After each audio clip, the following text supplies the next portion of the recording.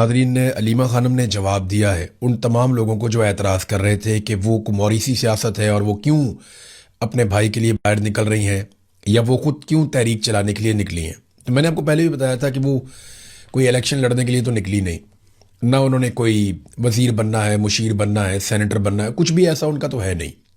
وہ تو اپنے بھائی کے لیے آئی ہیں اور وہ پہلے بھی یہ کرتی رہی ہیں، آج بھی وہ یہی کر رہی ہیں. کئی دفعہ انہیں گرفتار بھی کیا گیا، حراست میں لیا گیا، ٹارچر بھی کیا گیا، لیکن اس کے باوجود وہ اس پہ ڈٹی رہیں. اب انہوں نے بڑا صاف جواب دیا ہے جتنے لوگ تنقید کرنے والے ہیں ان کو. ہم بالکل موروثی ہیں، ہم اپنے بھائی کے لیے کھڑے ہوں گے، ہمیں کوئی روک نہیں سکتا، ہم عمران خان کا ساتھ نہیں چھوڑیں گے اور عمران خان کو جیل سے باہر نکالیں گے.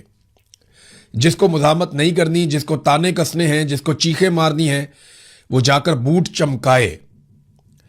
عمران خان صاحب کے نام پر عہدوں کے مزے آپ لوٹیں اور پھر موروثیت کی چیخیں بھی آپ ماریں. بلکہ ناظرین آپ ایسا کریں گے، میں آپ کو یہ پورا پڑھ کے سناؤں، اس سے بہتر ہے کہ آپ سن لیں کہ علیمہ خانم نے کیا کہا اس حوالے سے. میں اس کو ذرا کلیئر کرتا ہوں. ہم بالکل ماروثی ہیں، ہم اپنے بھائی کے لیے کھڑے ہوں گے، ہمیں کوئی روک نہیں سکتا. ہم اگر 2 سال سے کھڑے ہیں تو ماروثی ہیں تو کھڑے ہیں نا.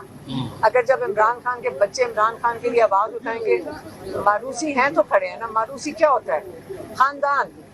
عمران خان اکیلا نہیں ہے، ہم ساتھ ہیں اور ہم ہمیشہ ساتھ رہیں گے. ہم ان کا ساتھ نہیں چھوڑیں گے.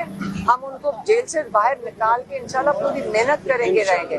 ہم ان کے اوپر سیاست نہیں کر رہے، وہ ہمارے بھائی ہیں اور ہمیں کسی سے یہ نہیں فرق پڑتا کہ وہ کیا کہتے ہیں. ہمیں نہیں فرق پڑتا کیا کہتے ہیں.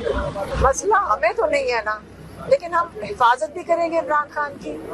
ہم اگر کوئی غلط بات کرے گا، اب ہم نے یہ وارننگ دے دی ہے کہ ہم بالکل اب ظاہر کر دیں گے سب کے سامنے.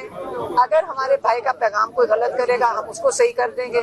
یہ ہماری دیکھیں، اگر ہم نے اپنے بھائی کو تحفظ دینا ہے، ان کو گارڈ کرنا ہے، سب سے ضروری چیز یہ کہ اگر وہ آئسولیشن میں ان کا ناجائز کوئی فائدہ نہ اٹھائے. یہ ہماری ڈیوٹی ہے اور ہم اس کو پورا کریں گے انشاءاللہ. ہم لوگوں کو سب کو کہا ہوا ہے آپ فکر نہ کریں، جو مرضی کوئی کہہ دے، ہمیں جو مرضی اٹیک کرے، ہمیں کوئی فرق نہیں پڑتا. ہم جس کے لیے کھڑے ہیں، بھائی کے لیے.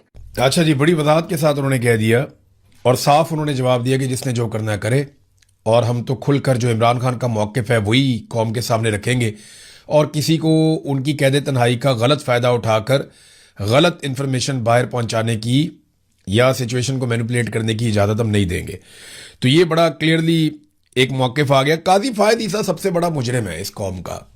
یعنی اگر آپ ٹاپ کے بڑے بڑے مجرم نکالیں نا، تو ایک تو ملٹری اسٹیبلشمنٹ ہے، جنرل باجوہ، اس کے بعد باری آ جاتی ہے جنرل عاصم منیر کی، پھر بیچ میں ندیم انجم نے بہت تباہی پھیری. ابھی جو D G I S I ہے وہ گو کہ زیادہ میڈیا کے اندر ڈسکس نہیں ہوتے، لیکن جو کچھ بھی ہو رہا ہے وہ D G I S I ہے. جو کچھ بھی آج سیکٹر کمانڈرز کر رہے ہیں، رسپانسبلٹی تو جاتی ہے ہر طرف. تو جو بڑے بڑے لوگ ہیں ان میں جہاں ملٹری کے لوگ موجود تھے جنہوں نے غلط کیا، کچھ سیاستدان ان کے سہولت کار بنے، وہیں پہ ججز میں کچھ ایسے گھٹیا کردار تھے جنہوں نے پاکستان کا بیڑا غرق کر دیا. اس میں جو سب سے مکروہ کردار تھا، سب سے گھٹیا کردار تھا، وہ قاضی فائد عیسیٰ کا تھا. آج جو چیف جسٹس ہے یا افریدی، یاد رکھیے گا اس آدمی نے بھی بہت نقصان پہنچایا. اس نے کمپرومائز کیا اور عدالت کا حلیہ ہی بگاڑ دیا. اس نے ہر وہ کیس دبایا اور ہر اس چیز کو دبا کر بیٹھ گیا جس چیز سے انصاف مل سکتا تھا یا پاکستان میں عدلیہ بچ سکتی تھی. آج عدلیہ جتنی کمپرومائزڈ اور کمزور ہے، اس کی سب سے بڑی وجہ، قاضی فائد عیسیٰ سے بھی زیادہ بڑی وجہ، وہ یحییٰ افریدی ہے. لیکن بنیاد ان ساری چیزوں کی قاضی فائد عیسیٰ نے رکھی تھی. قاضی فائد عیسیٰ نے ایک فیصلہ دیا تھا بڑے غصے میں آ کے، منال ریسٹورنٹ والا. وہاں منال کی دیواروں پہ ابھی بھی لکھا ہوا ہے، قاضی فائد عیسیٰ کو گالیاں لکھی ہوئی ہیں لوگوں نے. بے شمار لوگ وہاں کام کرتے تھے، وہ ریسٹورنٹ چلتا تھا، کام ٹھیک چل رہا تھا. پتہ نہیں قاضی کو کیا تکلیف ہوئی، اس نے وہ بند کر دیا پکڑ کے. اور ابھی سپریم کورٹ آف پاکستان نے باقاعدہ، جو آئینی عدالت ہے، آئینی عدالت کا اب جو ایسے کیسز، جو کرمنل کیسز ہیں یا دیگر جو معاملات ہیں، ان سے کیا تعلق ہے؟ آئینی عدالت میں آئینی معاملات جانے چاہیے تھے کہ جناب آئین کی یہ ترمیم ہو رہی ہے، اس کے بارے میں بتا دیں. آئین کے اندر یہ شق تبدیل ہو رہی ہے، اس کے بارے میں بتا دیں. یہ ایک قانونی اور آئینی نقطہ ہے، اس کے اندر ذرا وضاحت فرما دیں. وہ چیزیں آئینی عدالت میں جانی چاہیے تھیں. وہ تو جاتی نہیں. اب جو باقاعدہ فوجداری مقدمات ہیں وہ بھی آئینی عدالتوں میں چلے جاتے ہیں, اور عمران خان کو پھنسانے کے لیے یہ سب کیا گیا کہ عمران خان کے معاملات اور مقدمات بھی آئینی عدالتوں میں پہنچائے جائیں, کیونکہ آئینی عدالتوں میں وہ نورتن بیٹھے ہوئے ہیں جو پاکستان کی ملٹری اسٹیبلشمنٹ کی منشا کے بغیر فیصلہ ہی نہیں کرتے, وہ اس سے باہر جاتے ہی نہیں ہیں. تو اب جناب یہ منال ریسٹورنٹ جو ہے وہ آئینی عدالت میں معاملہ گیا, وہاں سے انہوں نے کہا جی یہ تو غلط فیصلہ تھا قاضی فائد عیسیٰ کا, بڑی زیادتی کی ہے قاضی فائد عیسیٰ نے, فیصلہ کالعدم.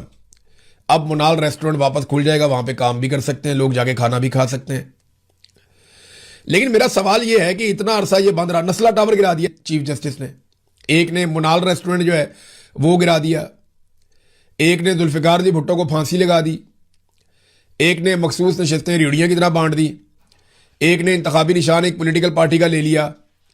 یعنی ایسی گھٹیا اور غلیظ حرکتیں کی ہیں ان ججوں نے کہ پاکستان کے سب سے بڑے مجرم یہ جج بن چکے ہیں.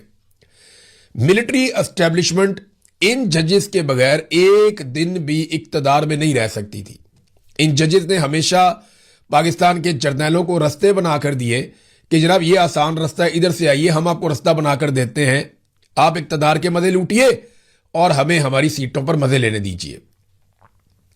اب قاضی فائد عیسیٰ ایک اتنی بڑی شرمندگی بن چکا ہے کہ پاکستان کے طول و عرض میں ہر جگہ سے لوگ لعنت فرما رہے ہیں قاضی فائد عیسیٰ پہ, اور وہ لوگ بھی قاضی فائد عیسیٰ پہ لعنت بھیج رہے ہیں جو ماضی میں ان کے فیصلوں کے دیوانے ہوا کرتے تھے. اس میں نا عاصم منیر صاحب کے لیے سیکھنے کے لیے بہت کچھ ہے. میں آپ کو دکھاتا ہوں. طاہر اشرفی کے بارے میں ایک کلیم آیا کہ طاہر اشرفی کہتا ہے کہ جی پہلے بھی کہا تھا کہ یہ جج نہیں ایک منفی سوچ کا انسان ہے. منال کیس کے فیصلے پہ قاضی فائد عیسیٰ پہ تبصرہ کیا. عاصم منیر صاحب آپ کے بارے میں بھی طاہر اشرفی ایک دن ایسے ہی کہے گا. یہ میں آپ کو بتا دیتا ہوں کہ یہ چڑھتے سورج کو سلام کرنے والے مولوی ہیں, یہ سلام ٹھوکتے ہیں چڑھتے سورج کو.